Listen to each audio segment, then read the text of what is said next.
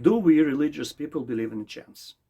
One of the principles of Jewish faith states that we believe that Hashem runs the world, and He knows what happened, happening, and will happen. In other words, in God's world, nothing is left to chance. But then, we find in Torah at least two examples where the chance played an important role in the fate of Jewish people. On Yom Kippur, the holiest day of the year, Torah commands that high priest takes two identical goats and randomly draws a lot which one of them will be sacrificed and which one will carry people's sins. Козел отпущения. In a second example, Jewish people had to divide the land of Israel among the tribes. Some tribes were big, some small. Some had skills to be sailors, some shepherds. How do you decide the size and location of the land for a specific tribe? Which one should get the mountains, valleys, seashore, desert? Here again, Torah tells us to use lottery. Each tribe drew a lot with the borders of the land was assigned to the particular tribe. Sounds again like leaving it to a chance. In upcoming holiday of Purim, we again encounter the concept of drawing a lot. I assume you all know the Purim story. If not, please look at the link on the bottom. In the story of Purim, Haman, planning to kill Jewish people, draws a lot to decide on which day to execute his evil plan. And the scroll of Esther describes he pil pur hu goral. Haman cast a lot called Pur in Persian, which in Hebrew is called Goral, hence the name of the holiday Purim. But here we have two difficulties. First, the name of holiday is Purim, plural from word pur. It implies that there were not one, but multiple lots. But the scroll mentions only one pur. Second, casting a lot when to kill Jewish people was but a small detail in a multitude of events that spanned 11 years. There was a feast, execution of the king's wife, King marrying Esther, plot to kill the king, Haman's plan to annihilate all the Jews, Esther's plan to ruin Haman's plot, destruction of Haman, and celebrating Jewish victory.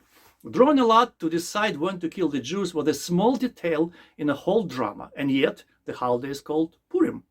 So let's try to answer these questions. First, do we religious Jews rely on lottery, dice, roulette, tossing a coin and such? The answer is yes. Do we believe in a chance? The answer is no, but sounds like a contradiction. Let me explain. Talmud says everything is known in advance, but the choice is given.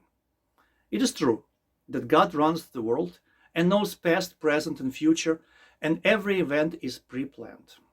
On the other hand, God created man in his image, which means that we too, like God, can create. We create using our freedom of choice. Even if God knows in advance what will happen, we are free to make it happen or not, to say or to be silent, to act or to be passive, to build or to destroy, and so on. But what do we do when we don't know what to choose? When we don't have enough information, or on the contrary, there is so much appealing evidence in favor of both choices that we feel paralyzed. What do we do then? You know what do? You draw a lot. Not as a sign of leaving it to a chance, but as a sign of leaving it to God. God runs the world, and He gave me freedom to choose. Sometimes when I can't choose, I relinquish this freedom and leave it purely up to God. This is what happened on Yom Kippur, when with the goats and with division of the land of Israel, we left it up to God. In the story of Purim, Haman, by drawing a lot, left it to a chance when to kill us. But the same lot played to the hand of God to fall into the month of Adar, the month which is destined since creation of the world to be Jewish lucky month. You think month of Adar is lucky because of Purim? No. Purim's story turned to be lucky because it happened in the month of Adar. And there were no multiple lots drawn by Haman. One lot played two different roles. For Haman, pure chance. For us, pure, undiluted will of God. Hence the name of Purim, plural, different faces of the same lot. In the words of prayer, his lot became our lot. And today, many years later, we're standing in the month of Adar, nothing changed. It is still our lucky month. If you're afraid to try something because you're afraid to fail, do it now. This is our lucky month. Take advantage of it.